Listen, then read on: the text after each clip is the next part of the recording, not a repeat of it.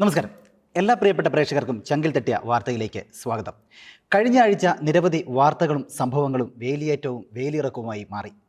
Gaza Israel സമാധാനത്തിന് വഴിയൊരുക്കിയതും ഈ ആഴ്ചയിൽ തന്നെയാണ്. സമാധാനത്തിനുള്ള നോബൽ സമ്മാനം മരിയ കൊരീന മച്ചാഡോയ്ക്ക് ലഭിച്ചു. ഈ പുരസ്കാരം ലോക സമാധാനത്തിനു വേണ്ടി ഒരുപാട് പ്രയത്നിച്ച ഡൊണാൾഡ് ട്രംപിനും സമർപ്പിക്കുന്നതായി മച്ചാഡോ പറഞ്ഞു. സംസ്ഥാനത്ത് പ്രതിപക്ഷവും ഭരണപക്ഷവും തമ്മിൽ സഭയിൽ വാക്പോരുകളുണ്ടായി. 3 MLA-മാരെ സസ്പെൻഡ് ചെയ്തു. പേരാമ്പ്രയിൽ വെച്ച് MP ഷാഫി പറമ്പലിന് മർദ്ദനമേറ്റു. മൂക്കിന് പൊട്ടലുണ്ടായി ശസ്ത്രക്രിയയ്ക്ക് വിധേയനാക്കി. കടുവയും ആനയും അരങ്ങ് തകർത്തു. ഈ ആഴ്ചയിൽ ഒരാളുടെ ശരീരം മുഴുവൻ, മാംസം മുഴുവൻ കടുവ തിന്നു തീർത്തു. 2 പേരെ കാട്ടാന കലിയിൽ അടക്കി. ഇങ്ങനെ പോകുന്നു വാർത്തകളും വിശേഷങ്ങളും എല്ലാം. ആരോഗ്യവകുപ്പിലും ഉണ്ടായി നിരവധി വീഴ്ചകളും. മുനമ്പത്ത് പ്രധാനപ്പെട്ട ഒരു സംഭവം നടന്നു. ഈ വാർത്തകളിൽ നമ്മളുടെ മനസ്സിൽ തട്ടിയ വാർത്ത, ആ ചങ്കിൽ തട്ടിയ വാർത്ത ഏതാണ് എന്നന്വേഷിക്കുകയാണ് ഈ പരിപാടിയിലൂടെ. എല്ലാ പ്രിയപ്പെട്ട പ്രേക്ഷകർക്കും ഒരിക്കൽ കൂടി ചങ്കിൽ തട്ടിയ വാർത്തയിലേക്ക് സ്വാഗതം. ജോയ്സ്, എന്താണ് ഈ ആഴ്ചയിൽ ഏറ്റവും കൂടുതൽ സ്വാധീനിച്ച ആ വാർത്ത? റോജി, ശരിക്കും നമ്മൾ കുറേ നാളുകളായിട്ട് ലോകം മുഴുവൻ ഉറ്റുനോക്കിക്കൊണ്ടിരുന്ന ഒരു സംഭവമാണ് ഗാസ ഇസ്രായേൽ പ്രശ്നം. നമ്മൾ തന്നെ പലതവണ ഇതിനെക്കുറിച്ച് ചർച്ച ചെയ്തിട്ടുണ്ട്. ഇത് എവിടെ എത്തുമെന്നുള്ള കാര്യത്തിൽ ആർക്കും ഒരു നിശ്ചയമില്ലാത്തൊരു കാര്യമായിരുന്നു. പക്ഷേ ദൈവം സഹായിച്ച് ഇപ്പം അവസാനം ഒരു സമാധാനത്തിലേക്ക് എത്തുന്ന ഒരു സിറ്റുവേഷനിൽ ഇപ്പോൾ കാര്യങ്ങളൊക്കെ എത്തി നിൽക്കുകയാണ്. പക്ഷേ അത് എത്ര നാൾ ഉണ്ടാകുമെന്നുള്ള കാര്യം ഇപ്പോഴും ഒരു സംശയമാണ്. കാരണം ഇസ്രായേൽ, അമേരിക്ക അടക്കമുള്ള മധ്യസ്ഥത വഹിക്കുന്ന ടീം മുന്നോട്ട് വെച്ച കരാറുകളിൽ, അല്ലെങ്കിൽ ട്രംപ് മുന്നോട്ട് വെച്ച 20 ദിന പദ്ധതികളിൽ എല്ലാ കാര്യങ്ങളും ഹമാസ് ഇതുവരെ അംഗീകരിച്ചിട്ടില്ല. അതിൽ പ്രധാനപ്പെട്ട ആദ്യഘട്ടത്തിൽ പ്രധാനപ്പെട്ട ഒന്ന് രണ്ട് കാര്യങ്ങൾ അംഗീകരിച്ചിട്ടുണ്ട്. അതുമായിട്ടാണ് ഇപ്പോൾ കാര്യങ്ങൾ മുന്നോട്ട് പോകുന്നത്.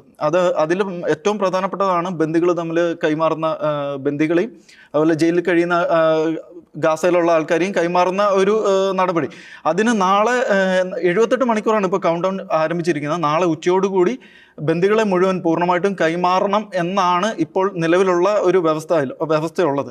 അതിൽ കരാറിൽ ഒപ്പുവെക്കാൻ നാളെ ട്രംപ് അടക്കമുള്ളവർ ഈജിപ്തിൽ എത്തുന്നുണ്ട്. ശരിക്കും പറയുകയാണെങ്കിൽ ഇത് ലോകം തന്നെ ഉറ്റുനോക്കിക്കൊണ്ടിരുന്ന ഒരു കാര്യമാണ്. ആയിരക്കണക്കിന് കുഞ്ഞുങ്ങൾ പട്ടിണിയും അതുപോലുള്ള കാര്യങ്ങളൊക്കെ ആയിട്ട് ജനങ്ങളുടെ അല്ലെങ്കിൽ നാട്ടുകാരുടെ, ലോകത്തിൻ്റെ മുഴുവൻ മനസാക്ഷിയെ വേദനിപ്പിച്ച ഒന്ന് തന്നെയായിരുന്നു ഈ യുദ്ധം എന്ന് പറയുന്നത്. അവിടെ സമാധാനം വരുന്നത് എല്ലാ മനുഷ്യർക്കും, മനസാക്ഷിയുള്ള ആർക്കും വളരെയേറെ സന്തോഷം ഉണ്ടാക്കുന്നുണ്ട്. ശരിക്കും നമുക്കറിയാം, അവിടുത്തെ സാധാരണക്കാരായിട്ടുള്ള ജനങ്ങളെ വെച്ച് നോക്കുമ്പോൾ അവർക്ക് നരക തുല്യമാണ് അവിടുത്തെ ജീവിതം. ശരിക്കും അവർക്ക് ഒന്നും ചെയ്യാൻ പറ്റാത്ത, സ്വന്തം ജീവിതത്തിന് വേണ്ടി അല്ലെങ്കിൽ സ്വന്തം മക്കളുടെ ഭാവിക്ക് വേണ്ടിയിട്ടോ ഒന്നും ചെയ്യാൻ പറ്റാത്തൊരു സാഹചര്യമാണ്. കാരണം അവരെ ഭരിക്കുന്നവരും അടുത്തുള്ള രാജ്യത്തു നിന്നും ആയിക്കോട്ടെ, എവിടെ നിന്ന് ചുറ്റും മൊത്തം അക്രമം നടക്കുന്ന ഒരു ഭീകരമായിട്ടുള്ള ഒരു അന്തരീക്ഷമാണ് ശരിക്കും അവിടുത്തെ സാധാരണ പാവപ്പെട്ട ജനങ്ങളെ വെച്ച് നോക്കുമ്പോൾ. അതിന് കാരണക്കാരായിട്ടുള്ളവർ ആരാണെന്ന് എന്താണെന്നുള്ളത് മറ്റൊരു കാര്യം. ശരിക്കും ഹമാസ് ആണ് അവിടെ ഭരിക്കുന്നത്. അവിടുത്തെ ഒരു രാഷ്ട്രീയ പാർട്ടിയാണ്, അവിടെ ഭരിക്കുന്ന രാഷ്ട്രീയ പാർട്ടിയാണ് ഹമാസ് ശരിക്കും. അപ്പോൾ അവരെ പ്രൊട്ടക്റ്റ് ചെയ്യേണ്ട ആൾക്കാർ പോലും അവർക്ക് ഓപ്പോസിറ്റായിട്ട് നിന്ന് അവരെ ഉപയോഗിച്ചുകൊണ്ട് ലോകത്തിന് മുഴുവനും അവരുടെ കണ്ണുനീര് വിറ്റുകൊണ്ട് പണം ഉണ്ടാക്കുന്ന ഒരു നിലയിലായിരുന്നു ഈ കണ്ട 2 വർഷം കാര്യങ്ങൾ ഓടിയത്. അതുപോലെ തന്നെ ഇപ്പോൾ ഈ സമാധാനത്തിലേക്ക് വരുമ്പോൾ ഈ ഹമാസ് ശരിക്കും വെടിനിർത്തലിന് തയ്യാറായെങ്കിൽ പോലും പൂർണ്ണമായിട്ടും ആയുധം ഉപേക്ഷിച്ച് അവിടെ നിന്നും പിന്മാറാനുള്ള ഒരു രീതിയിലേക്ക് ഹമാസ് വരുന്നില്ല. ശരിക്കും എൻ്റെ ഒരു അഭിപ്രായം പറയുകയാണെങ്കിൽ ഇപ്പോൾ ഈ വെടിനിർത്തൽ നിലവിൽ വന്നു, ഇവിടെ സമാധാനം വരുന്നു എന്നെല്ലാവരും പറയുന്നു, ബന്ദികളെ കൈമാറുന്നു. പക്ഷേ ഈ ഹമാസ് എന്ന് പറയുന്നതോ അല്ലെങ്കിൽ ടെററിസം എന്ന് പറയുന്ന ഒരു സംഭവത്തിന് ഗാസയിലും ഇസ്രായേലിനും ഇടയിലുള്ള ഒരു പ്രശ്നത്തിന് ഒരു സൊല്യൂഷൻ ആകുന്നില്ല. ശരിക്കും ഒരു ഐഡിയോളജിയാണ്. ഈ തീവ്രവാദം എന്ന് പറയുന്നത് ശരിക്കും ഒരു ഐഡിയോളജിയാണ്. അത് ശരിക്കും ഒരു ഗ്രൂപ്പിനെ കേന്ദ്രീകരിച്ച് മാത്രമുള്ളതല്ല. അവിടെ ഇപ്പോൾ ഹമാസ് എന്ന് പറയുന്ന കുറച്ച് പേരെ കൊന്നു അല്ലെങ്കിൽ കുറച്ച് പേരെ പിടിച്ച് ജയിലിലിട്ടു എന്ന് വെച്ചുകൊണ്ട് ഇനിയും അവിടെ ഇത്തരം തീവ്രവാദ ആശയങ്ങൾ ഉയർന്നു വരും. അത് നമുക്ക് കോമൺ സെൻസ് വെച്ച് ചിന്തിച്ചാൽ മനസ്സിലാവുന്നതേ ഉള്ളൂ. ഇതിപ്പോൾ ഒരു താൽക്കാലികമായിട്ടുള്ള ഒരു വെടിനിർത്തൽ മാത്രമാണ് അവിടെ വരുന്നത്. ഇനിയും ഇതുപോലെ ഒരു സാഹചര്യം കിട്ടുമ്പോൾ ഇസ്രായേലിനെതിരെയുള്ള അക്രമങ്ങൾ തുടങ്ങുവാനും ഇസ്രായേൽ തിരിച്ചടിക്കുവാനുമുള്ള സാഹചര്യങ്ങൾ മുന്നോട്ട് നിലനിൽക്കുന്നുണ്ട്. ശരിക്കും എൻ്റെ ചങ്കിൽ തട്ടിയ വാർത്ത എന്ന് പറയുന്നത് ഇത് തന്നെയാണ്. കാരണം അവിടുത്തെ പാവപ്പെട്ട ജനങ്ങളെ വെച്ച് നോക്കുമ്പോൾ അത് മനസാക്ഷിയുള്ള ആരുടെയും ചങ്കിൽ തട്ടുന്ന ഒരു കാര്യം തന്നെയാണ്. അപ്പോൾ സമാധാനത്തിലേക്ക് താൽക്കാലികമായിട്ടാണെങ്കിലും എത്ര നാൾ നിൽക്കുമെന്ന് നമുക്കറിയത്തില്ലെങ്കിൽ പോലും താൽക്കാലികമായിട്ടാണെങ്കിൽ അവർക്ക് ഒരു സ്വസ്ഥമായിട്ടുള്ളൊരു ജീവിതം ഇത് നൽകുന്നുവെന്നുള്ള കാര്യത്തിൽ നമുക്കൊരു സന്തോഷിക്കാം. അതിന് ലോകരാജ്യങ്ങൾ, ഇടപെട്ട ലോകരാജ്യങ്ങളെല്ലാം നമുക്ക് ശരിക്കും ആത്മാർത്ഥമായിട്ട് അഭിനന്ദിക്കേണ്ട ഒരു കാര്യം തന്നെയാണ്. ശരിക്കും നമ്മൾ പറയാറുണ്ട് ഈ നാളെ എന്ന് പറയുന്നത് നമുക്കുള്ളതല്ല, എങ്കിലും നല്ലൊരു നാളേക്ക് വേണ്ടി ജീവിക്കാമെന്ന്. ഈ യുദ്ധം നടക്കുന്ന ഇസ്രായേൽ അതേപോലെ ഗാസ പ്രദേശത്തുള്ള ആരും തന്നെ നാളെക്കുറിച്ചൊരു സ്വപ്നം പോലും കാണാൻ പറ്റാത്ത ആൾക്കാരായിരുന്നു. അതായത് വരുന്ന മണിക്കൂറിനെ കുറിച്ച് പോലും സ്വപ്നം കാണാൻ പറ്റില്ല. അവർക്ക് ആകെ ഒരു ആഗ്രഹം സമാധാനമായിട്ട് ഈ നിമിഷം, അതുമാത്രമായിരുന്നു ആഗ്രഹം. ഇത്തിരി ഭക്ഷണം, വിശപ്പ് മാറാൻ എൻ്റെ കുഞ്ഞിന് അല്പം വെള്ളം. എന്തൊരു ദുരിതപൂർണമായൊരു ജീവിതമാണ്. വരുന്ന ദിവസങ്ങളിലേക്ക് എല്ലാം സമാധാനം വരുമെന്ന് നമ്മൾ പ്രതീക്ഷിക്കാം, അതിനുവേണ്ടി പ്രാർത്ഥിക്കാം. അല്ലേ മരിയ? അതെ രുചി, ഗാസയിൽ സമാധാനം ഉടലെടുക്കണമെങ്കിൽ ആദ്യം ഹമാസ് ആയുധം താഴെ വയ്ക്കുക തന്നെ വേണം. ഹമാസ് എന്ന് പറയുന്നത് ഒരു സംഘടന മാത്രമാണ്. അത് ഒരു ഭാഗം അതിനെ പിന്തുണച്ചുകൊണ്ട്, അല്ലെങ്കിൽ അതുപോലെ തന്നെ തീവ്രമായിട്ടുള്ള മത തീവ്രവാദത്തിലേക്ക് വിരൽ ചൂണ്ടുന്ന മറ്റ് അനവധി സംഘടനകൾ ഇപ്പോഴും സമാധാനത്തിന് ഒരു വിലങ്ങുതടിയായിട്ട് മുൻപിലുണ്ട്. തീർച്ചയായിട്ടും ഈ ഹൂത്തി, ഹിസ്ബുള്ള പോലെയുള്ള ഈ സംഘടനകളെല്ലാം തന്നെ എത്ര കാലം ചുറ്റിനും നിൽക്കുന്നുവോ അത്രയും കാലം സമാധാനം എന്ന് പറയുന്നത് വിദൂര സ്വപ്നം തന്നെയാണ്. എത്രയൊക്കെ ക്ഷമിക്കുക എന്ന് വിചാരിച്ചു കഴിഞ്ഞാലും പലപ്പോഴും ഇങ്ങോട്ട് വന്ന് അടിക്കുന്ന ഒരു അവസ്ഥയാണ് കാണുന്നത്. ക്ഷമിക്കുന്തോറും തലയിൽ കീറുക എന്നൊക്കെ നമ്മൾ നാടൻ പ്രയോഗത്തിൽ പറയാറില്ലേ, അതാണ് ഇങ്ങനെയുള്ള തീവ്രവാദ സംഘടനകളെ ചെയ്യുന്നത്. ഈ തീവ്രവാദ സംഘടനകളെ, തീവ്രവാദത്തിൻ്റെ ഉന്മൂലനം ലോകത്തുണ്ടായില്ലെങ്കിൽ സമാധാനം എന്ന് പറയുന്നത് വിദൂരമായ ഒരു കാഴ്ചയാണ്. എന്നാലും കുട്ടികളുടെയും ചില ആളുകളുടെയൊക്കെ അവസ്ഥ കാണുമ്പോൾ ഈ സമാധാനം ഇങ്ങനെ നീണ്ടു പോകുന്നത് നമ്മളെ ഏറെ പേടിപ്പെടുത്തുന്ന ഒരു വസ്തുത തന്നെയാണ്. അല്ലേ അഞ്ജലി? അതെ, തീർച്ചയായിട്ടും. കാരണം യുദ്ധം ഒരിക്കലും ഒരു സമാധാനം കൊണ്ടുവരില്ല. നമ്മൾ എത്രത്തോളം അതിൽ മുഴുകുന്നുവോ, യുദ്ധം എത്രത്തോളം നീണ്ടുപോകും തോറും സമാധാനം അകലെ ആയിക്കൊണ്ടിരിക്കുകയാണ്. അപ്പോൾ സമാധാനത്തിന് വേണ്ടി പ്രയത്നിക്കുക എന്ന് പറയുമ്പോൾ യുദ്ധം അവസാനിപ്പിക്കുക, അല്ലെങ്കിൽ ആയുധം താഴെ വെച്ച് കീഴടങ്ങുക എന്നുള്ളത് തന്നെയാണ് അതിൻ്റെ ഒരു പരിഹാരം എന്ന് പറയുന്നത്. തീർച്ചയായിട്ടും അതുതന്നെയാണ് ഇന്ന് ഇസ്രായേൽ ഗാസയിൽ വന്നിരിക്കുന്നത്. സമാധാനം പുനഃസ്ഥാപിക്കും, അവിടെയുള്ള ജനങ്ങളെല്ലാം ഏറെ സന്തോഷത്തിലാണ് ഇന്ന്. ഇനി യുദ്ധം ഉണ്ടാകാതിരിക്കട്ടെ എന്ന് പ്രാർത്ഥിക്കുന്ന നിരവധി ആളുകളാണ് അവിടെയുള്ളത്.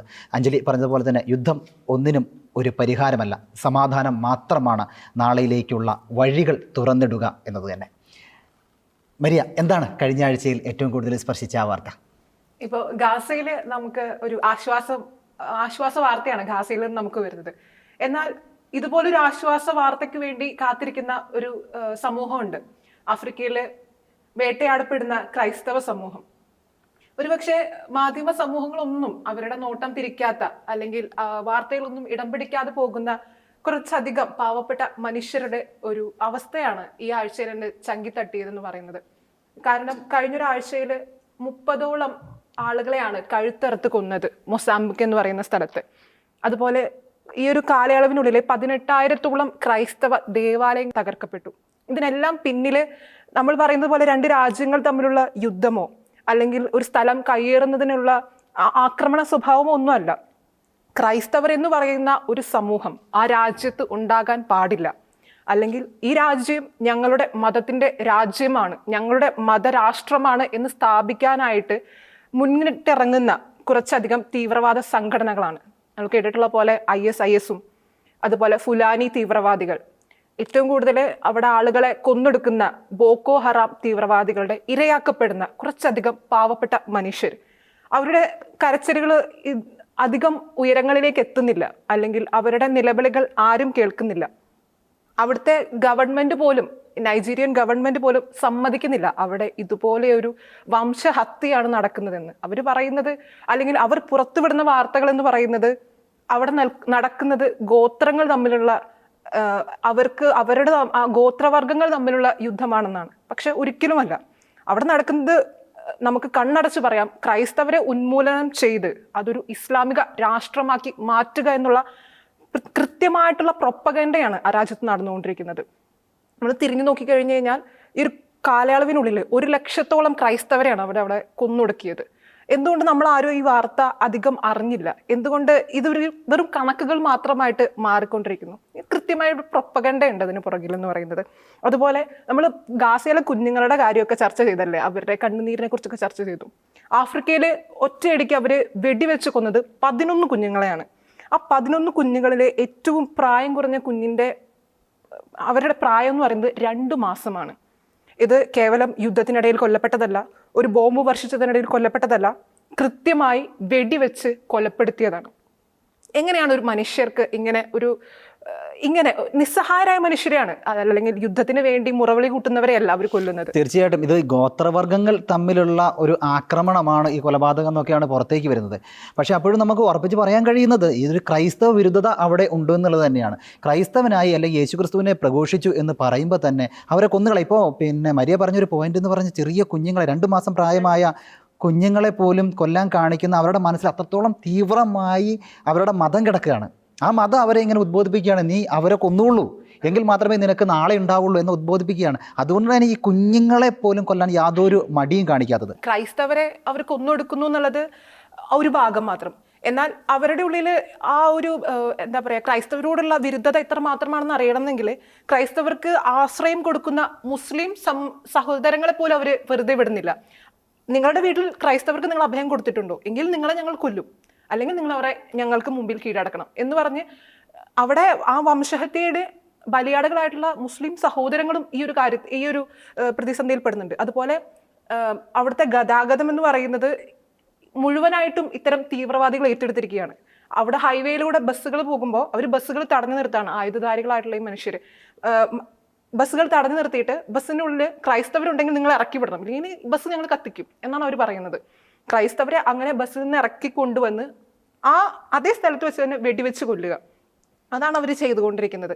അതുപോലെ അവിടുത്തെ ആളുകളെ അടക്കം ചെയ്യുന്നത് നമ്മൾ കണ്ടു കഴിഞ്ഞാൽ മനുഷ്യത്വമുള്ളവർക്ക് അത് കണ്ടു നൽകാൻ സാധിക്കില്ല. കാരണം JCB കൊണ്ട് കുഴിയെടുത്തിട്ടാണ് അവിടുത്തെ ക്രൈസ്തവരായിട്ടുള്ള ആളുകളെ അവർ അടക്കം ചെയ്യുന്നത്. കാരണം ഓരോ ദിവസവും ഇപ്പം നമ്മൾ സംസാരിച്ചുകൊണ്ടിരിക്കുന്ന ഈ ഒരു സമയത്ത് പോലും ഒരു ക്രൈസ്തവനെങ്കിലും നൈജീരിയയിൽ വെടിയേറ്റ് വീഴുന്നുണ്ട്. മനസാക്ഷിയെ മരവിപ്പിക്കുന്ന വിധത്തിലാണ് അവിടുത്തെ വംശഹത്യ ഇപ്പോൾ കൊടുമ്പിരികൊണ്ടിരിക്കുന്നത്. ഇപ്പോൾ വന്നിരിക്കുന്ന വാർത്തകളൊക്കെ നോക്കുകയാണെങ്കിൽ അവിടെയുള്ള ഈ കുറ്റവാളികൾക്ക് മനസ്സൊന്നും ഇല്ലാതാ തോന്നുന്നത്. കാരണം ഈ കുഞ്ഞുങ്ങളെയും അതുപോലുള്ള ആളുകളെയും വന്ന് ചോദിക്കുകയാണ്, നീ ക്രൈസ്തവനാണോ? അതെ, അപ്പോൾ തന്നെ കൊല്ലുക.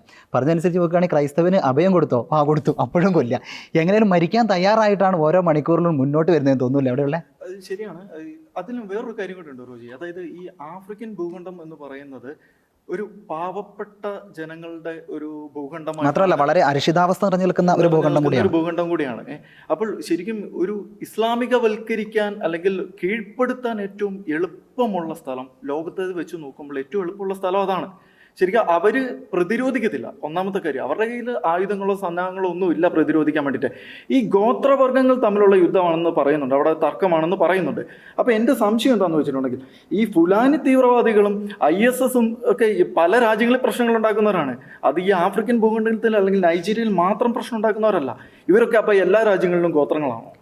ഈ ഗോത്രവർഗ്ഗങ്ങളിലുള്ള ഈ ഫുലാനികൾക്കും ISS തീവ്രവാദികൾക്കും ബoko ഹറാമിനൊക്കെ എവിടെ നിന്നാണ് ഈ മിസൈൽ ലോഞ്ചറുകളും അല്ലെങ്കിൽ അതുപോലുള്ള വെടിക്കോപ്പുകളൊക്കെ? വളരെ സിമ്പിളായിട്ട് പറയാം, അന്തർധാര സജീവമാണ്. വ്യക്തമായിട്ടുള്ള പിൻബലമുണ്ട് ഇവർക്ക്. അത് മറ്റ് രാജ്യങ്ങളിൽ നിന്നാണെങ്കിൽ ശരി, നല്ല ശക്തമായിട്ടുള്ള ഫണ്ടിങ് വരുന്നുണ്ട് ഇവർക്ക്.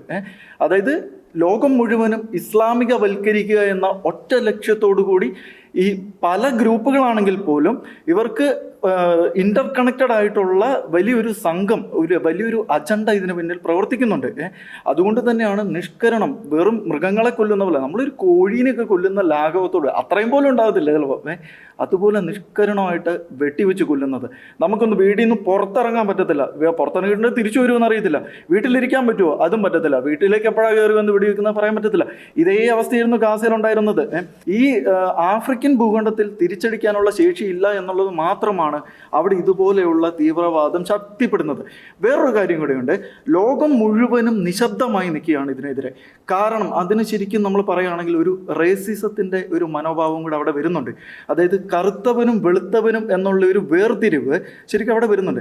ഇപ്പോൾ ഈ യൂറോപ്യൻസ് ആണെങ്കിൽ പോലും, അല്ലെങ്കിൽ അമേരിക്ക, റഷ്യ അടക്കമുള്ള രാജ്യങ്ങളാണെങ്കിൽ പോലും അവർക്ക് ഒരു കറുത്തവർഗത്തിലുള്ള ഒരുത്തനെ കാണുമ്പോൾ അവരുടെ ഉള്ളിലുള്ള ഒരു വേർതിരിവുണ്ട് ശരിക്കും. അത് റേസിസം, അടിമത്തം എന്നൊക്കെ പറയുന്നത് എത്രത്തോളം ഇല്ല എന്ന് നമ്മൾ പറഞ്ഞാലും അത് യാഥാർത്ഥ്യമാണ്. അപ്പോൾ അതുകൊണ്ട് തന്നെ അവനോടുള്ള ഒരു എന്താ പറയുക, ഒരു അകൽച്ച, അല്ലെങ്കിൽ അകൽച്ച എന്നുള്ള വാക്ക് അതിനേക്കാൾ നല്ലത് വെറുപ്പ് എന്ന് പറയുന്നതായിരിക്കും ശരി. അവന് വേണ്ടിയിട്ട് ശബ്ദമുയർത്തേണ്ട ആവശ്യമില്ല, അത് കാര്യമില്ല, അവനെന്തെങ്കിലും ആയിക്കോട്ടെ എന്നുള്ളൊരു മനോഭാവം ശരിക്കും ലോകത്ത് നിലനിൽക്കുന്നുണ്ട്. അങ്ങനെയുള്ള സിറ്റുവേഷനൊക്കെ ഇവർ ഉപയോഗിക്കുന്നുണ്ട്, അതൊക്കെ ഇവർ മുതലെടുക്കുന്നുണ്ട് ശരിക്കും. അതുകൊണ്ടൊക്കെയാണ് ഞാൻ പറഞ്ഞത്, ആഫ്രിക്കയാണ് ഇവർക്ക് കീഴ്പ്പെടുത്താൻ ഏറ്റവും എളുപ്പമുള്ള ഭൂഖണ്ഡം എന്ന് പറയുന്നത്. വളരെ പെട്ടെന്നാണ് അവിടെ ഇസ്ലാമികവൽക്കരിച്ചുകൊണ്ടിരിക്കുന്നത്. അത് മാത്രമല്ല, ആഫ്രിക്കയിൽ ഈ സാമ്പത്തിക അവസ്ഥ എന്ന് പറയുന്ന വളരെ പിന്നോക്കം നിൽക്കുന്ന ഒരു സ്ഥലമാണ്. പണം എന്ന് പറയുന്നില്ല, പട്ടിണി കൂടുതലാണ്, പ്രത്യേകിച്ച് ജോലിയില്ല, അരക്ഷിതാവസ്ഥയുടെ മൂർധന്യാവസ്ഥയിൽ നിൽക്കുന്ന ഒന്നാണ്. അപ്പോൾ ഈ പണം എന്ന് പറയുന്നതും ജീവിക്കാനുള്ള മാർഗവും മറ്റുള്ള ആളുകൾ മുതലെടുക്കുന്നുണ്ട്. അവിടേക്കാണ് ഈ തീവ്രവാദ സംഘടനകളുടെയൊക്കെ വലിയൊരു കടന്നുകയറ്റം ഉണ്ടാവുക.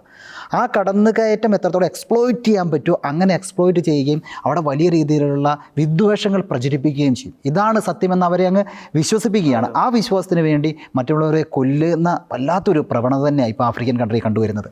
ഇതിനോടൊപ്പം ഞാൻ ഒരു കാര്യം കൂടെ കൂട്ടിച്ചേർക്കാൻ ആഗ്രഹിക്കുക. അതായത് സംഭവം എന്താണെന്ന് വെച്ചിട്ടുണ്ടെങ്കിൽ, ഇപ്പം മരിയ പറഞ്ഞു, കുട്ടികളെ കൊല്ലുന്ന കാര്യം പറഞ്ഞു. ഇത് ആഫ്രിക്കയിലോ ഗാസയിലോ ഇസ്രായേലിലോ മാത്രം നടക്കുന്നതല്ല.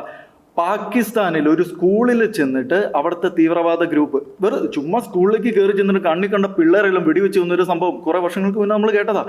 അപ്പം ഈ ഇസ്ലാമിക തീവ്രവാദം എന്ന് പറയുന്ന ആ ഒരു സിസ്റ്റത്തിൻ്റെ ആ ഒരു സിസ്റ്റം ചെയ്യുന്നത്, അവർക്കെതിരെ നിൽക്കുന്നത്, അത് ഇസ്ലാമായാലും ശരി, പാകിസ്ഥാനിലെ ഇസ്ലാമിൽ വിശ്വസിക്കുന്ന പിള്ളേരെ മാത്രം തിരഞ്ഞുപിടിച്ചിട്ടല്ല കൊന്നത്. ഇസ്ലാമിനെതിരെ നിൽക്കുന്ന, അല്ലെങ്കിൽ അവരുടെ ഐഡിയോളജിക്ക് എതിരെ നിൽക്കുന്നത്, അതിപ്പോൾ പിള്ളേർ എന്തേലും എതിരെ നിൽക്കുമെന്ന് നമുക്ക് ചിന്തിച്ചാൽ മനസ്സിലാവുന്നതേ ഉള്ളൂ. ചുമ്മാ എന്താ പറയുക, ഒരു കാടത്തമായിട്ടുള്ള ഒരു സ്വഭാവമാണ് അവർ കാണിക്കുന്നത്, അല്ലെങ്കിൽ ഒരു രീതിയാണ് ഇവർ കാണിക്കുന്നത്. അപ്പം മനുഷ്യത്വം എന്ന് പറയുന്നത് അവർക്ക് ലെവലേശമില്ല എന്ന് നമുക്ക് ഉറപ്പിച്ചു പറയാം. ചെറിയ തീവ്രവാദ സംഘടനകൾ ഇങ്ങനെ ക്രൈസ്തവ വിരുദ്ധയൊക്കെ മുതലെടുത്തിട്ട് മനുഷ്യത്വം ഒട്ടുമില്ല, മനുഷ്യത്വം എന്ന് പറയുന്നതിനെ മാറ്റിവെച്ചുകൊണ്ട്, അല്ല ഉണ്ടെങ്കിലല്ലേ മാറ്റിവെക്കാൻ പറ്റുള്ളൂ. ഓക്കെ, അപ്പോൾ അങ്ങനെ പറയാനും പറ്റില്ല. മനുഷ്യത്വം ഇല്ലാതെ തന്നെ ക്രൈസ്തവരെ മൊത്തത്തിൽ കുരുതി ചെയ്യാണ്. ക്രൈസ്തവ രക്തം മണ്ണിൽ കിടന്ന് നിലവിളിക്കുന്ന ഒരവസ്ഥയാണ് ലോകത്തിലുള്ളത്. തീർച്ചയായിട്ടും. അതായത് മനുഷ്യന്റെ മനസ്സ് മതത്തിൽ മാത്രം മുഴുകിപ്പോയി മതത്തിനെ മാത്രം മുറുകെ പിടിച്ചുകൊണ്ട് പോകുന്നത് കൊണ്ടാണ് അങ്ങനെ സംഭവിക്കുന്നത്. അതിനപ്പുറത്തേക്ക് എൻ്റെ മുന്നിൽ വരുന്ന ഒരാൾ, അല്ലെങ്കിൽ എന്നെ സമീപിക്കുന്ന ഒരാൾ ഒരു മനുഷ്യനാണെന്ന പരിഗണനയോടെ അവരെ നോക്കുകയാണെങ്കിൽ, അല്ലെങ്കിൽ ആ പരിഗണന കൊടുക്കുകയാണെങ്കിൽ, ഒരുപക്ഷെ ഇത്രയും ഒരു മൂർധന്യാവസ്ഥയിലേക്ക് പോവില്ല എന്നാണ് എനിക്ക് തോന്നുന്നത്. തീർച്ചയായും ക്രൈസ്തവരെ ഇങ്ങനെ കൊന്ന് തള്ളുന്ന വാർത്ത കഴിഞ്ഞ ആഴ്ചയിലും നമ്മൾ പറഞ്ഞിരുന്നു. ശരിക്കും പറയുകയാണെങ്കിൽ ഏറെ വേദനിപ്പിക്കുന്ന ഒരു വാർത്ത തന്നെയാണ് ആഫ്രിക്കൻ ഭൂഖണ്ഡത്തിൽ നിന്നും പുറത്തേക്ക് വരുന്നത് തന്നെ. എന്തായാലും ഈ ക്രൈസ്തവ വേട്ട അവസാനിക്കട്ടെ എന്ന് നമുക്ക് ആശിക്കാം. അതിനുവേണ്ടി ലോകരാഷ്ട്രങ്ങളുടെ കണ്ണുകളെല്ലാം തന്നെ അവിടേക്ക് തിരിയേണ്ടത് അത്യാവശ്യമായിക്കൊണ്ടിരിക്കുന്ന ഒരു സാഹചര്യത്തിലൂടെയാണ് നമ്മൾ ഇപ്പോൾ മുന്നോട്ട് പോയിക്കൊണ്ടിരിക്കുന്നത്. അഞ്ജലിയുടെ മനസ്സിൽ കഴിഞ്ഞ ഈ ആഴ്ച, ഈ വാരത്തിൽ ഏറ്റവും കൂടുതൽ സ്പർശിച്ച അല്ലെങ്കിൽ തട്ടിയ വാർത്ത എന്ന് പറയുന്നത്, ആ സംഭവം എന്ന് പറയുന്നത് എന്തായിരുന്നു? ആരോഗ്യരംഗത്ത് നമ്പർ 1 എന്ന് പറയുന്ന അതാണ് കേരളം എന്ന് പറയുന്നത്. പക്ഷേ ഈ കഴിഞ്ഞ കുറച്ച് ദിവസങ്ങളായിട്ട് എല്ലാ ആഴ്ചയും നമ്മൾ കേൾക്കുന്ന ഒരു കാര്യമാണ് ആരോഗ്യരംഗത്ത് ഉണ്ടാവുന്ന വീഴ്ച എന്ന് പറയുന്നത്. ഈ ആഴ്ചയും അതുപോലൊരു സംഭവം ഉണ്ടായിരുന്നു. താമരശ്ശേരിയിൽ വിപിൻ എന്ന ഡോക്ടർക്ക് വെട്ടേറ്റ സംഭവം. അതായത് ഒരു പിതാവ്, മകളെ നഷ്ടപ്പെട്ട ഒരു പിതാവായിരുന്നു അതിലെ പ്രതി എന്ന് പറയുന്നത്. പിതാവ് അമീബിക് മസ്തിഷ്ക ജ്വരം ബാധിച്ച് ചികിത്സ കൊടുക്കാനായിട്ട് വൈകി, അല്ലെങ്കിൽ ചികിത്സ നഷ്ടപ്പെട്ടു എന്നൊക്കെ പറഞ്ഞാണ് പിതാവ് ഹോസ്പിറ്റലിലേക്ക് വരുന്നത്. വന്നതിന് ശേഷം ഒരു സഞ്ചിയും കൊണ്ടാണ് പിതാവ് വരുന്നത്. അവിടെ ഇരിക്കുന്നു, ചുറ്റും ഒന്ന് നോക്കുന്നു. അത് കഴിഞ്ഞിട്ട് പെട്ടെന്നാണ് അദ്ദേഹം ഡോക്ടർ റൂമിൽ പോയി ഡോക്ടറെ വെട്ടുന്നത്.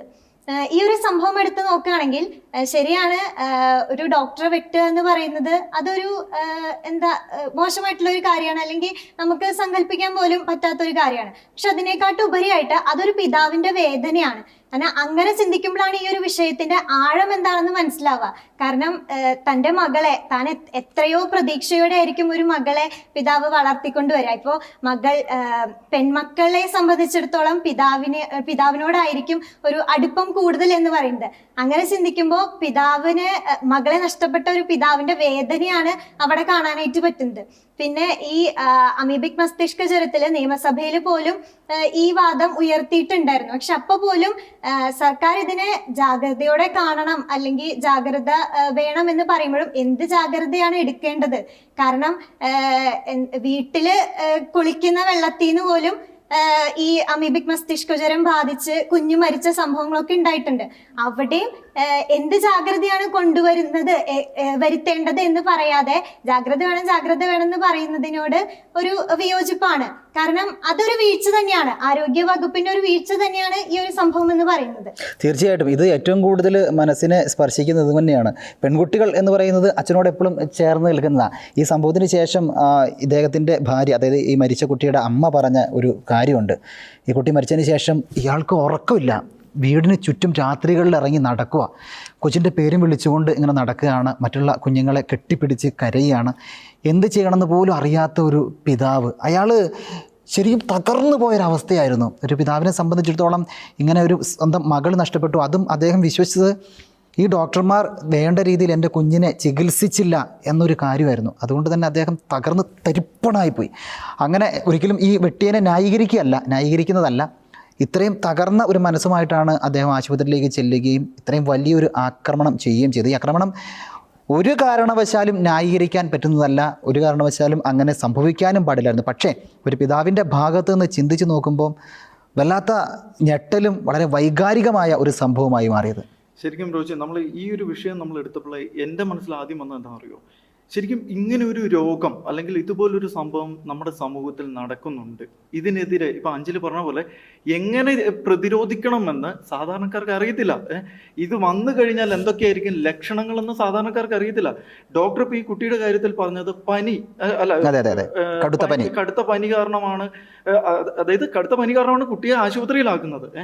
അതിനുശേഷമാണ് പിന്നെ ട്രീറ്റ്മെന്റുകളും കാര്യങ്ങളൊക്കെ തുടങ്ങുന്നത്. അപ്പോൾ അതിൻ്റെ ഒരു ലക്ഷണമാണ്. അത് ഈ അമീബിക് മസ്തിഷ്ക ജ്വരം എന്ന് പറയുന്ന അസുഖത്തിൻ്റെ ഒരു ലക്ഷണമാണ്. അതിന് ഇന്നൊക്കെ ലക്ഷണങ്ങൾ ഉണ്ടാകും. അതിനെതിരെ ഇങ്ങനെ ഒരു ലക്ഷണം കണ്ടാൽ നിങ്ങൾ ആദ്യം എന്ത് ചെയ്യണം? ഇങ്ങനെയുള്ള കാര്യങ്ങളൊന്നും നമ്മളടക്കമുള്ള സാധാരണക്കാർക്ക് അറിയത്തില്ല. അപ്പോൾ ശരിക്കും നമ്മുടെ സമൂഹത്തിൽ ഇങ്ങനെ ഒരു പ്രശ്നം ഉയർന്നു വരുമ്പോൾ, നമ്മൾ കൊറോണയുടെയൊക്കെ സമയത്ത് നമ്മൾ ഒരുപാട് ക്യാമ്പയിനുകളൊക്കെ നടത്തിയ നമുക്കറിയാവുന്നതാണ്. അതുപോലെ തന്നെ അതേപോലെ ഒരു മുൻഗണന കൊടുത്ത് ചെയ്യേണ്ട കാര്യം തന്നെയാണിത്. ഇത് സാധാരണ ജനങ്ങൾക്ക് വ്യക്തമായിട്ടുള്ള അവബോധം കൊടുക്കണം ഇതിനെക്കുറിച്ച്. അതായത് നിങ്ങൾ എന്ത് ചെയ്യണം, എന്തൊക്കെയാണ് ഇതിനു വേണ്ടി ചെയ്യേണ്ടത് എന്ന് ഗവൺമെന്റ് മുൻകൈ എടുത്ത് ശരിക്കും ചെയ്യണം.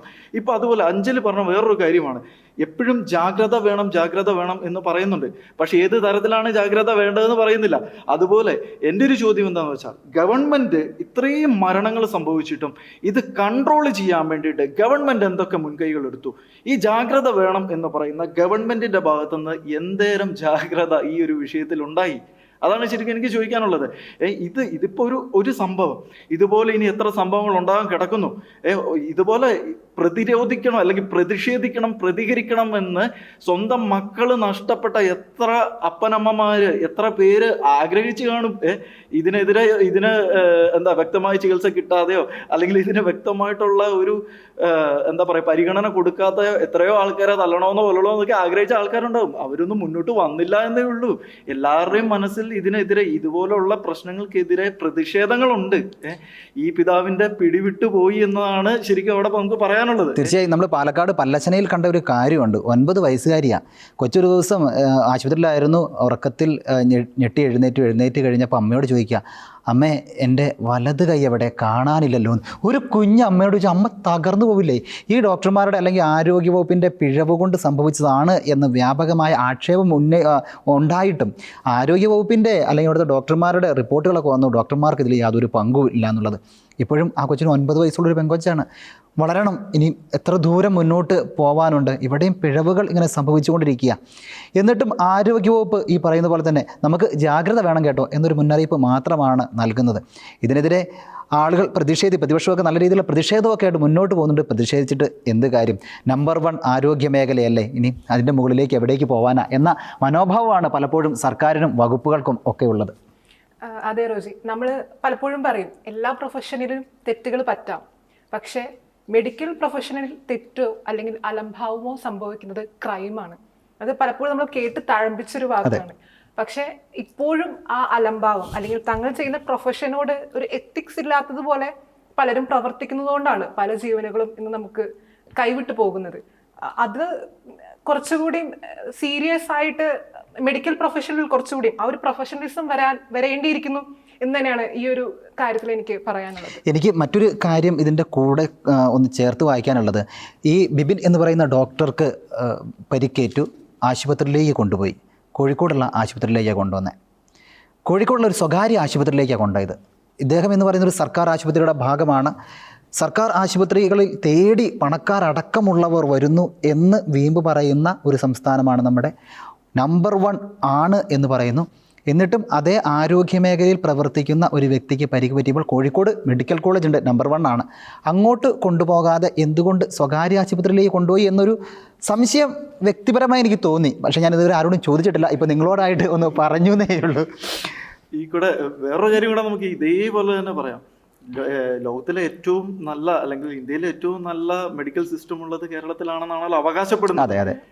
ഈ അവകാശപ്പെടുന്നവര് തന്നെ എവിടെയാ ട്രീറ്റ്മെന്റിന് പോകുന്നതെന്ന് നമ്മളൊന്ന് ചിന്തിക്കേണ്ട കേസാണ്. പുറത്തെവിടെയാന്ന് തോന്നുന്നു. അതെ അതെ, എവിടെയാന്ന് നമ്മൾ പറയുന്നില്ല, ആരൊക്കെയാണെന്ന് നമ്മൾ പറയുന്നില്ല. പക്ഷെ അത് നമ്മൾ ശരിക്കും ആലോചിക്കേണ്ട ഒരു കാര്യമാണ്. എന്തുകൊണ്ട് അവർ കേരളത്തിൽ ചികിത്സിക്കുന്നില്ല? ചെറിയ കാര്യത്തിന് പോലും എന്തിനാണ് ഇന്ത്യ വിട്ട് പുറത്തേക്ക് പോകാൻ നിൽക്കുന്നത്? അപ്പോൾ ഈ സത്യം പറഞ്ഞിട്ടുണ്ടെങ്കിൽ അവരറിയാതെ അവർ തന്നെ സമ്മതിക്കുകയാണ് നമ്പർ 1 എന്നത് അവകാശവാദം മാത്രമാണെന്നുള്ളത്. ഓക്കെ, നമ്മുടെ നാട് നമ്പർ 1 ആകുന്നതിൽ നമ്മൾ അഭിമാനം മാത്രമേ ഉള്ളൂ. പക്ഷെ അത് പറച്ചിലിൽ മാത്രം പോരാ. അതിന് വേണ്ട വ്യക്തമായിട്ടുള്ള ട്രെയിനിങ്ങുകളും അല്ലെങ്കിൽ വ്യക്തമായിട്ടുള്ള നിർദ്ദേശങ്ങളും കാര്യങ്ങളും ഒക്കെ ഗവൺമെന്റിന്റെ ഭാഗത്തു നിന്നുണ്ടായിരിക്കണം. അതിനാണ് ഇവരെയൊക്കെ നമ്മൾ വോട്ട് ചെയ്ത് ജയിപ്പിച്ച് അവരെ ഒരു പൊസിഷനിൽ നമ്മൾ എത്തിച്ചിരിക്കുന്നത്. നമുക്ക് വേണ്ട സംരക്ഷണം നൽകാനും ഇതുപോലുള്ള കാര്യങ്ങൾക്ക് അവർ മുൻകൈ എടുക്കാനും വേണ്ടി മാത്രമാണ്, അല്ലാതെ അവരുടെ കീശ വീർപ്പിക്കാൻ വേണ്ടിയിട്ടല്ല. തീർച്ചയായിട്ടും ഒറ്റ കാര്യം കോട്ട് ചെയ്യാനുള്ളൂ. തകരാറിലായ സിസ്റ്റം തകരാറൊക്കെ മാറ്റി പൊടി തട്ടിയൊന്ന് പുറത്തെടുക്കുകയാണെങ്കിൽ പാവപ്പെട്ട ജനങ്ങൾ സന്തോഷത്തോടെ ഇനിയുള്ള കാലമെങ്കിലും ജീവിക്കും. ഇപ്പോൾ നമ്മൾ പറഞ്ഞതെല്ലാം കാത്തിരിപ്പിൻ്റെ കഥകളാണ്. അതായത് നൈജീരിയ നോക്കുകയാണെങ്കിൽ ആ ക്രൈസ്തവ കൊലപാതകങ്ങൾ ഇല്ലാതാവാനുള്ള ഒരു സമയത്തിന് വേണ്ടിയുള്ളൊരു കാത്തിരിപ്പ്, ഗാസയിൽ സമാധാനം വരാനുള്ള ഒരു കാത്തിരിപ്പ്, ആരോഗ്യരംഗം മികച്ച രീതിയിൽ വരാനുള്ളൊരു കാത്തിരിപ്പ്, അങ്ങനെയൊക്കെയുള്ള കുറേ കാത്തിരിപ്പുകളുടെ കാര്യങ്ങളൊക്കെ നമ്മൾ പറഞ്ഞത്. ഇപ്പോൾ കേരളത്തിലേക്ക് വരികയാണെങ്കിൽ, മുനമ്പത്തേക്ക് വരികയാണെങ്കിൽ 1 വർഷത്തെ കാത്തിരിപ്പ്. ഇന്ന് 364ാമത്തെ ദിവസം മുനമ്പം ജനത അവരുടെ റവന്യൂ അവകാശങ്ങൾ പുനഃസ്ഥാപിച്ച് കിട്ടാനുള്ള സമരത്തിലേക്ക് പോയിട്ട് പെട്ടെന്ന് ആൾക്കാർ ഇത്രയും കേൾക്കുമ്പോൾ ഇതെവിടെയാണ് ചങ്കി തട്ടിയെന്ന് ചോദിക്കും. ഇതല്ല ചങ്കി തട്ടിയത്. കാരണം ഒരു സുപ്രഭാതത്തിൽ ഒരാൾ വില്ലേജ് ഓഫീസിലേക്ക് ചെല്ലുമ്പോൾ പറയുകയാണ്, നിങ്ങളുടെ സ്ഥലത്തിന് കരമടയ്ക്കാൻ പറ്റില്ല, വീട്ടിൽ പൊക്കോ എന്ന് പറയുമ്പോൾ ആ വീടിരിക്കുന്ന സ്ഥലം നിങ്ങളുടേതല്ല, അത് വഖഫിൻ്റെയാണെന്ന് പറയുന്നു. ഞെട്ടിപ്പോവില്ലേ? കാരണം ഈ മുനമ്പം ദേശവാസികൾ 610ഓളം കുടുംബാംഗങ്ങളെന്ന് പറഞ്ഞാൽ സാധാരണക്കാരാണ്, മത്സ്യത്തൊഴിലാളികളാണ്, അവിടെ പാവങ്ങളാണ്. അവിടെയുള്ള ആളുകൾ സാമ്പത്തിക പ്രശ്നത്തെ തുടർന്ന് ഹാർട്ട് അറ്റാക്ക് വന്ന് മരിച്ച സംഭവങ്ങളുണ്ടായിട്ടുള്ളൊരു നാടാണ്. അതുപോലുള്ളൊരു സ്ഥലത്തെ ജനങ്ങളുടെ മുകളിലേക്കാണ് വഖഫ് എന്ന് പറയുന്ന അധിനിവേശം കടന്നു വന്നുകൊണ്ട് ഈ സ്ഥലം ഇനി മുതൽ വഖഫിൻ്റേതാണ്, നിങ്ങൾക്ക് ഒരു അവകാശവും ഇല്ല എന്ന് 2022 മുതൽ പറഞ്ഞത്. ഇത് കേട്ട് കഴിഞ്ഞ ഉടനെ തന്നെ ആൾക്കാർ എന്നാ ചെയ്യും? കാരണം അവിടെ അവരുടെ പെൺകുട്ടികളുടെ കല്യാണം, വിദ്യാഭ്യാസം, അങ്ങനെ തുടങ്ങി നിരവധി ആവശ്യങ്ങളൊക്കെ ഉണ്ട്. ഈ ആവശ്യങ്ങളൊന്നും ചെയ്തു കൊടുക്കാൻ കഴിയാത്ത ഒരു പറ്റം പാവപ്പെട്ട ആളുകൾ ബാങ്കിലേക്ക് ചെല്ലുമ്പോൾ ഇവരുടെ വസ്തു ഒന്ന് പണയം വെച്ച് ഇത്തിരി പൈസ എടുക്കാൻ കഴിയില്ല. അങ്ങനെ കല്യാണങ്ങൾ മുടങ്ങുന്നു, വിദ്യാഭ്യാസങ്ങൾ മുടങ്ങുന്നു, നിരവധി പ്രതിസന്ധികളിലൂടെ മുന്നോട്ട് പോകുന്നു. ഇവരുടെ ഭൂമി ക്രയവിക്രയങ്ങൾ ചെയ്യാൻ പറ്റുന്നില്ല. ഇങ്ങനെ ഒരു അവസ്ഥയിൽ വന്നു കഴിഞ്ഞപ്പോഴാണ് സമരത്തിന് വേണ്ടി പോയത്. ഇന്നിപ്പോൾ 364ാമത്തെ ദിവസമാണ്. ഇന്ന് 2 ദിവസം കൂടി കഴിഞ്ഞാൽ 1 വർഷമായി. ഈ 1 വർഷം സമരമായി. പക്ഷേ ഇന്നലെ ഹൈക്കോടതിയുടെ ഭാഗത്തുനിന്ന് ഒരു വിധി വരികയാണ്, ഒരു പരാമർശം ഉണ്ടാവുകയാണ്. മുനമ്പം ഭൂമി എന്ന് പറയുന്നത് വഖഫിൻ്റേത് അല്ല എന്ന്.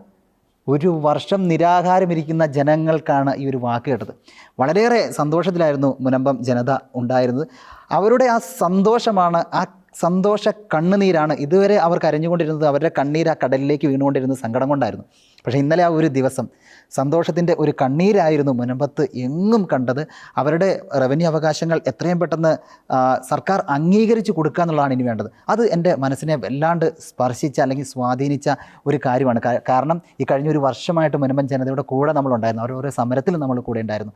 അതുകൊണ്ട് തന്നെ വല്ലാത്ത ടച്ചിങ് ആയ ഒരു സംഭവമായിരുന്നു ഇന്നലെ സംഭവിച്ചത്. അതെ, തീർച്ചയായിട്ടും. കാരണം ഇത്രയും നാൾ നമ്മൾ അവരുടെ കൂടെ ഉണ്ടായിരുന്നു. അവരുടെ വിഷമങ്ങളും എപ്പോൾ നമ്മൾ അവരുടെ സമീപിച്ചാലും അവർക്ക് പറയാനുള്ളത് ഞങ്ങൾക്ക് സമാധാനമായിട്ട് ജീവിക്കണം. അപ്പൊ ആ ഒരു അവസ്ഥയിൽ നിന്നിട്ട് ഇന്നലെ അവർക്കത് ഇത് വഖഫ് ഭൂമി അല്ല എന്ന് ഹൈക്കോടതി പറഞ്ഞപ്പോൾ ഉണ്ടായ സന്തോഷം അവരെ പോലെ തന്നെ നമ്മളും അനുഭവിക്കാനായിട്ട് പറ്റിയത്. റോജി, ശരിക്കുണ്ടല്ലോ, ഈ ഒരു വിഷയത്തിൽ നമ്മൾ നോക്കേണ്ടത് എന്താണെന്ന് വെച്ചാൽ, ഈ നമ്മുടെ നാട്ടിൽ എന്ത് പ്രശ്നം വന്നാലും എന്ത് നിയമം വന്നാലും അതിനൊരു ലൂപ്പ് ഹോൾ ഉണ്ടാവും. അതാണ് ശരിക്കും. ഇപ്പോൾ ഒരാൾക്ക് നല്ല പോസിറ്റീവായിട്ടുള്ള കാര്യമാണെങ്കിൽ അതിന് ഒരുപാട് പാവങ്ങൾ അതിനെതിരെ കഷ്ടപ്പാട് അനുഭവിക്കുന്നുണ്ടാവും. ശരിക്കും ഈ വഖഫ് എന്ന് പറയുന്ന ഈ ഒരു സിസ്റ്റം, ആ സിസ്റ്റത്തിന് കൺട്രോൾ ഇല്ലാത്ത തരത്തിലുള്ള നിയമം അനുവദിച്ചു കൊടുത്തത്, അല്ലെങ്കിൽ വഖഫിനെതിരെ ഒരു പരാതി ഉണ്ടെങ്കിൽ പോലും കോടതിക്ക് അതിൽ ഇടപെടാൻ പറ്റില്ല എന്നുള്ള ആ ഒരു ലുക്കോള് പോലും ഉണ്ടാക്കി കൊടുത്തത് നമ്മുടെ ഗവൺമെന്റുകൾ തന്നെയാണ്. ഇതിന് മുന്നേ ഭരിച്ച പല ഗവൺമെന്റുകൾ തന്നെയാണ് അതിൽ പല ഭേദഗതികൾ വരുത്തുകയും അവർക്ക് അനുകൂലമായിട്ടുള്ള പല സംഭവങ്ങളും കൊണ്ടുവരികയൊക്കെ ചെയ്തത്. അപ്പൊ ശരിക്കും നമ്മൾ ഈ വഖഫ് എന്ന് പറയുന്ന ആ ഒരു അധിനിവേശ ശക്തിയെ നമ്മൾ പറയുമ്പോൾ ആ കൂടെ നമ്മൾ മറക്കാൻ പാടില്ലാത്തതും അതുപോലെ നമ്മൾ ശരിക്കും എടുത്തു പറയേണ്ടതുമായിട്ടുള്ള കാര്യം നമ്മുടെ നാട്ടിലെ നിയമവുമാണ്, അത് ഉണ്ടാക്കിയ ആൾക്കാരെയുമാണ്, ഉണ്ടാക്കിയ നമ്മുടെ സർക്കാരിനെയുമാണ്. അതുപോലെ തന്നെ ഇപ്പോൾ ഈ ഒരു പ്രശ്നം മുനമ്പത്ത് ഇത് പ്രശ്നം മുനമ്പത്ത് മാത്രമല്ല, അതുകൂടി ഓർക്കണം കേട്ടോ. ഞങ്ങളുടെയൊക്കെ നാട്ടിൽ തളിപ്പറമ്പ് അടക്കമുള്ള ഞങ്ങളുടെ അടുത്തുള്ള ഏരിയകളിലൊക്കെ ഇതേപോലെ അവകാശവാദങ്ങളും ഒക്കെ ആയിട്ട് വന്നിട്ടുണ്ട്. ഇന്ത്യ മഹാരാജ്യം എല്ലായിടത്തും തന്നെ എന്തിനാ പാർലമെന്റ് ഇരിക്കുന്ന സ്ഥലം പോലും വഖഫിൻ്റെതാണെന്ന് പറഞ്ഞുകൊണ്ട് വന്നൊരു സമയം ഉണ്ടായിരുന്നു. അതുപോലെ അംബാനിയുടെ വീട് വഖഫിൻ്റെ എന്ന് പറഞ്ഞൊരു സമയം ഉണ്ടായിരുന്നു. അപ്പോൾ അതുപോലെ ഇന്ത്യ മുഴുവനും ഉള്ളൊരു പ്രശ്നമാണിത്. മുനമ്പത്ത് മാത്രമല്ല, നമ്മൾ ഈ മുനമ്പം ജനത ഇത്രയും കഷ്ടപ്പാട് അനുഭവിക്കുന്നത് കണ്ട് അവരുടെ ഒപ്പം നമ്മൾ നിന്നതുകൊണ്ട് നമ്മളത് ഫോക്കസ് ചെയ്തു എന്ന് മാത്രമാണ്. മുനമ്പത്തത് ഒരു തീരുമാനമായി എന്നുള്ള കാര്യം വളരെ സന്തോഷമുള്ള കാര്യമാണ്. എന്നോർത്ത് ഇതിവിടെ തീരുന്നില്ല. ഇതൊരു തുടക്കം മാത്രമാണ് ശരിക്കും. അതുപോലെ ഈ ഒരു പ്രശ്നത്തിന് വേണ്ടി മുനമ്പം ജനതയുടെ കൂടെ ഞങ്ങളുണ്ട് എന്നും പറഞ്ഞ് വന്ന് മാസ്ക് ഇട്ട മുഖവുമായി വന്ന് പിന്നെ തിരിഞ്ഞു നിന്ന് കുത്തിയ പല രാഷ്ട്രീയ പാർട്ടികളെയും പല രാഷ്ട്രീയക്കാരെയും നമുക്കറിയാം. എൻ്റെ അഭിപ്രായം പറയുകയാണെങ്കിൽ ഇവരെ ഒന്നും മറക്കരുത്. ഇവരെ ഒന്നും കേരളത്തിലെ ജനങ്ങൾ മറക്കാൻ പാടില്ല. ഇവരുടെയൊക്കെ തനി സ്വരൂപം പുറത്ത് കാട്ടാൻ പറ്റിയൊരു സമയമായിരുന്നു മുനമ്പത്തെ 1 വർഷം നീണ്ട സമരം എന്ന് പറയുന്നത്. ഇനിയും തിരഞ്ഞെടുപ്പുകൾ വരും, തിരഞ്ഞെടുപ്പുകളൊക്കെ അടുത്ത് വന്നുകൊണ്ടിരിക്കുകയാണ്. നമ്മൾ സാധാരണക്കാരുടെ കോമൺ മാൻ്റെ പവർ കാണിക്കാൻ പറ്റുന്ന ഒരു സമയമാണ് ഇലക്ഷൻ എന്ന് പറയുന്നത്. അത് ശരിക്കും ഉപയോഗിക്കുക തന്നെ വേണം. തെരഞ്ഞെടുപ്പിൻ്റെ സമയത്ത് നമ്മളെ ചതിച്ചവരാരാണ്, നമ്മുടെ കൂടെ നിന്നവരാരാണ് എന്നൊക്കെ ഒന്ന് അറിയുന്നത് വളരെ നന്നായിരിക്കും എന്നൊരു പോയിന്റാണ് ഇപ്പോൾ ജോയ്സ് മുന്നോട്ട് വെച്ചത്. ഇപ്പം നേരത്തെ ജോയ്സ് പറഞ്ഞതുപോലെ ഇതിവിടെ കൊണ്ട് തീരുന്നില്ല എന്നുള്ളതാണ്. ഈ സുപ്രീം കോടതിയിലേക്ക് വഖഫിനെ അനുകൂലിക്കുന്ന ആളുകൾ എന്തായാലും പരാതിയുമായിട്ട് പോകാനുള്ള സാധ്യതകളുണ്ട്. പക്ഷേ ഹൈക്കോടതി ഇങ്ങനൊരു പരാമർശം മുന്നോട്ട് വെച്ചതുകൊണ്ട് അത് എത്രത്തോളം ഇതിനെ സ്വാധീനിക്കും എന്നും അറിയില്ല. പക്ഷേ ഇപ്പോൾ സംസ്ഥാന ഗവൺമെൻറ് ചെയ്യേണ്ടത് ഏറ്റവും അടുത്ത ദിവസം തന്നെ, ഇന്നെങ്കിൽ ഇന്ന് തന്നെ ഈ മുനമ്പം ജനതയുടെ റവന്യൂ അവകാശങ്ങൾ പുനഃസ്ഥാപിച്ചു എന്നൊരു ഓർഡർ ഇറക്കുക എന്നുള്ളതാണ് ഇന്ന് തന്നെ പറ്റുമെങ്കിൽ സർക്കാർ ചെയ്യേണ്ടത്. നീതി നിഷേധിക്കപ്പെടുന്ന ഒരു സാഹചര്യത്തിൽ അവർക്ക് അവകാശപ്പെട്ട നീതി കിട്ടി എന്ന ആശ്വാസത്തിലേക്കാണ് ഇപ്പോൾ മുനമ്പം ജനത എത്തിയിരിക്കുന്നത്. നമ്മൾ നോക്കുകയാണെങ്കിൽ പലപ്പോഴും നമ്മൾ പറയാറുണ്ട് പാവപ്പെട്ടവർക്ക് നീതി നിഷേധിക്കപ്പെടുന്ന ഒരു സാഹചര്യത്തിലൂടെ നമ്മൾ കടന്നു പോകുന്നത്. എന്നാൽ ഹൈക്കോടതി നമുക്ക് ആ നീതി പകർന്നു തരുന്ന പല സാഹചര്യത്തിലൂടെയാണ് നമുക്ക് കടന്നു പോകുന്നത്. കഴിഞ്ഞ ദിവസങ്ങളിൽ വയനാട് കേസിൽ നമ്മൾ കണ്ടു, ഹൈക്കോടതി പറഞ്ഞു എന്തുകൊണ്ടാണ് നിങ്ങൾ ആ കടം എഴുതി തള്ളാൻ സാധിക്കില്ല എന്ന് കേന്ദ്ര സർക്കാരിനോട് ചോദ്യം ഉന്നയിക്കുന്നുണ്ടായിരുന്നു. അപ്പോൾ എവിടെയൊക്കെയോ നമുക്ക് നഷ്ടപ്പെടുന്ന നീതി നമുക്ക് തിരിച്ചു കിട്ടുന്നു എന്നുള്ളൊരു ആത്മവിശ്വാസം സാധാരണ ജനങ്ങളിലേക്ക് എത്തുന്ന ഒരു പോസിറ്റീവായിട്ടുള്ള ഒരു സൈഡ്, നീതിയുടെ ഒരു പോസിറ്റീവ് സൈഡ് നമുക്ക് മുമ്പിൽ തുറന്ന് കാണിക്കുകയാണ് ഈ സംഭവങ്ങൾ എന്നാണ് എനിക്ക് തോന്നുന്നത്. ശരിക്കും പറയുകയാണെങ്കിൽ ഈ നീതി ലഭിക്കുക എന്ന് പറയുമ്പോൾ നമുക്കൊരു ലക്ഷ്യം വേണം. അതായത് മുനമ്പം ജനതയ്ക്ക് ഒരു ലക്ഷ്യമുണ്ടായിരുന്നു. അതായത് അവരുടെ റവന്യൂ അവകാശങ്ങൾ സ്ഥാപിച്ചെടുക്കുക എന്ന ലക്ഷ്യത്തിന് വേണ്ടിയാണ് ഈ കഴിഞ്ഞ 1 വർഷക്കാലം അവർ സമരം ചെയ്തത്. അതുപോലെ തന്നെയാണ് എല്ലാ കാര്യങ്ങൾക്കും നമുക്ക് ഒരു ലക്ഷ്യമുണ്ടാകണം. ആ ലക്ഷ്യമുണ്ടെങ്കിൽ മാത്രമേ നമ്മൾ വിജയത്തിലെത്തുകയുള്ളൂ. ഞാനൊരു കഥ പറയാം. അന്ന് വൈകുന്നേരം മാനം കറുത്തിരണ്ടു, ആകാശം മുഴുവൻ മേഘാവൃതമായി, മഴ ഇപ്പോൾ പെയ്യും എന്ന അവസ്ഥയാണ് ഉണ്ടായിരുന്നത്. കടത്തുകാരൻ തൻ്റെ തോണി കരയിലേക്ക് അടുപ്പിച്ച് അവിടെ കെട്ടിയിട്ടു. മലയിൽ എവിടെയൊക്കെയോ ശക്തമായ രീതിയിൽ മഴ പെയ്യുന്നുണ്ട്. പുഴയിൽ വെള്ളം കലങ്ങി തുടങ്ങി. ഈ സമയത്താണ് ഒരു യാത്രക്കാരൻ വന്നത്. എന്നെ ഒന്ന് അക്കരയ്ക്കാക്കണം എന്ന് പറഞ്ഞു. കടത്തുകാരൻ പറഞ്ഞു, പറ്റില്ല, കാരണം മഴ മലയിൽ എവിടെയോ പെയ്യുന്നുണ്ട്, ഇവിടെയും ശക്തമായി മഴ പെയ്യാനുള്ള സാധ്യതയുണ്ട്. നമ്മൾ അക്കരയ്ക്ക് പോയാൽ എവിടെയും എത്താൻ കഴിയാതെ മറിഞ്ഞു പോകും എന്ന്. യാത്രക്കാരൻ്റെ കയ്യിൽ ഒരു പൊതിയുണ്ടായിരുന്നു. അയാൾ പറഞ്ഞു, എനിക്ക് എന്ത് സംഭവിച്ചാലും അക്കരെ എത്തണം എന്നുള്ളത്. കടത്തുകാരൻ സമ്മതിച്ചില്ല. യാത്രക്കാരൻ്റെ നിരന്തരമായ അപേക്ഷയെ തുടർന്ന് കടത്തുകാരൻ യാത്രക്കാരനെ അക്കരയ്ക്ക് എത്തിക്കാം എന്ന് പറഞ്ഞു. അങ്ങനെ തോണിയിൽ 2 പേരും യാത്ര തിരിച്ചു. മഴ ശക്തമായി പെയ്യാൻ തുടങ്ങി. കാറ്റു വീശി പുഴയിൽ വെള്ളം കുതിച്ചെത്തി തുടങ്ങി. ഇവർ മുന്നോട്ട് പോകുമ്പോൾ കടത്തുകാരൻ യാത്രക്കാരനോട് ചോദിച്ചു, താങ്കൾക്ക് നീന്തൽ അറിയാമോ? അയാൾ പറഞ്ഞു, ഇല്ല, എനിക്ക് നീന്തൽ അറിയില്ല. വള്ളം മുന്നോട്ട് പോയിക്കൊണ്ടിരുന്നു. നേരം ഇരുട്ടിത്തുടങ്ങിയിരുന്നു. ഇരുട്ട് വ്യാപിച്ചിരുന്നു. പുഴയിൽ ശക്തമായി വെള്ളം വന്നു. ഈ സമയത്ത് ഒരു മരം ഒഴുകി വന്ന് തോണിയിൽ ഇടിച്ചു. തോണി മറഞ്ഞു. യാത്രക്കാരനെയും തോണിയും തോണിക്കാരനും വെള്ളത്തിൽ മെല്ലെ മെല്ലെ ഒഴുകിപ്പോയി തുടങ്ങി. തോണിക്കാരന് നീന്തൽ അറിയാമായിരുന്നു. അയാൾ മെല്ലെ നീന്തിക്കൊണ്ട് യാത്രക്കാരനെ ഉറക്കെ വിളിച്ചു. എവിടെയും ശബ്ദം കേട്ടില്ല. കുറേ നേരത്തെ തിരച്ചിലിന് ശേഷം ഈ തോണി മെല്ലെ വലിച്ച് കരയ്ക്കടിപ്പിച്ച് തോണിക്കാരൻ അല്പനേരം വിശ്രമിച്ചു. ചുറ്റും നോക്കിയപ്പോൾ അതാ കരയിൽ നിൽക്കുന്നു യാത്രക്കാരൻ. അയാൾ അപ്പോഴും തൻ്റെ കയ്യിലെ പൊതി മുറുക്കെ പിടിച്ചിരുന്നു. തോണിക്കാരൻ യാത്രക്കാരനോട് ചോദിച്ചു, നിങ്ങൾ എങ്ങനെയാണ് രക്ഷപ്പെട്ടത്? അല്ലയോ സഹോദര, എനിക്ക് നീന്തലൊന്നും അറിയില്ലായിരുന്നു, പക്ഷേ ഈ പൊതി എനിക്ക് ഇക്കരയ്ക്ക് എത്തിക്കേണ്ടത് നിർബന്ധമായിരുന്നു എന്ന്. നമ്മുടെ കയ്യിൽ ഒരു ലക്ഷ്യമുണ്ടെങ്കിൽ അതിനുവേണ്ടി പരിശ്രമിക്കുകയാണെങ്കിൽ എന്ത് പ്രതിബന്ധങ്ങൾ മുന്നിൽ വന്നാലും അവയെല്ലാം തരണം ചെയ്ത് മുന്നോട്ട് പോകാൻ കഴിയും. അപ്പോൾ നമ്മുടെ ലക്ഷ്യത്തിന് വേണ്ടിയാകട്ടെ നമ്മളുടെ ഓരോ ദിവസത്തെ പ്രവർത്തനവും. ഈ ആഴ്ചയിലെ ചെങ്കിൽ തട്ടിയ വാർത്ത ഇവിടെ പൂർണ്ണമാകുന്നു. എല്ലാ പ്രിയപ്പെട്ട പ്രേക്ഷകർക്കും നന്ദി.